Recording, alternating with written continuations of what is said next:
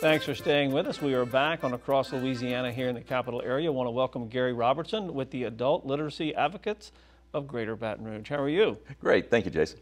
Thank you for what you do. I was just catching up with you. You're a retired teacher that wanted to continue to give back, and we appreciate that very much. Great. Talk a little bit about, for those who don't know exactly what your program does, how, what you do and how you get people to help you. Sure. Adult Literacy Advocates is a nonprofit organization. We've been in operation we're in our 48th year now. Wow. And as our name says, we work to meet the literacy needs of adults in the Greater Baton Rouge area. We have a variety of programs ranging from basic education services for those adults who may not be able to read at all, through intermediate programs where they're kind of testing at kind of a mid-range level, all the way up to programs for those who are working towards taking their high-set tests to get their equivalency diploma. Well, what is it, is it correct that you're pretty embarrassed if you become an adult and you're illiterate? Do you have to go through a barrier of asking for help?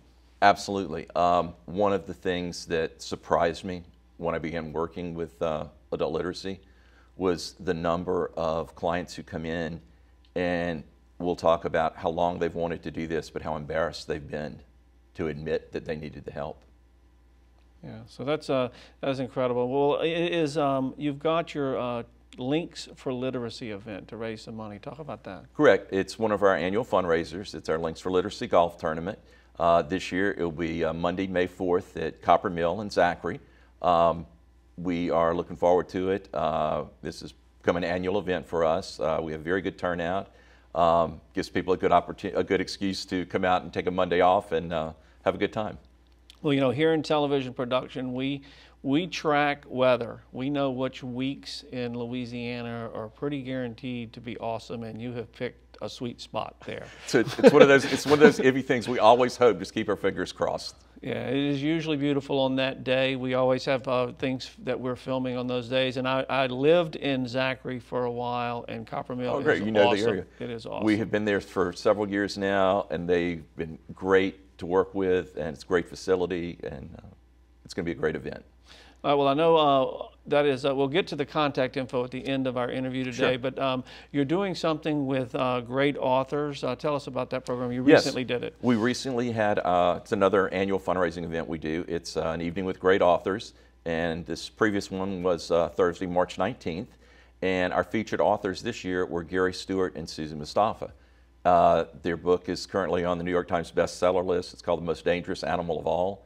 We had a great turnout. They're great speakers. It's a fantastic story. Are they Louisiana authors yes. as well? That is awesome. Yes. That is awesome. Well, what is it like to watch the end process of someone get from, where they come into your program and where they go out? What is that like? It's one of the greatest feelings in the world. It's great when you see someone move all the way through, and end up getting their passing their high set testing and their equivalency diploma. But it's equally rewarding for the small things, the small accomplishments that they're able to achieve.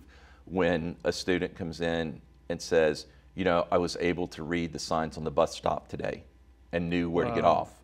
Or when one says, I was able to read the Bible to my grandkids at Christmas this year. I was able to help my kids with their homework for the first time. Yeah. It all depends on the level the person's at as to what the achievement is. And at any point, it makes us feel great. And I would imagine job applications used to be take it, go get someone else to fill it out for you. Now it's online, a little different. You got to fool with it yourself. Correct, right? And that's one of the things we also work with them on is kind of some basic computer skills.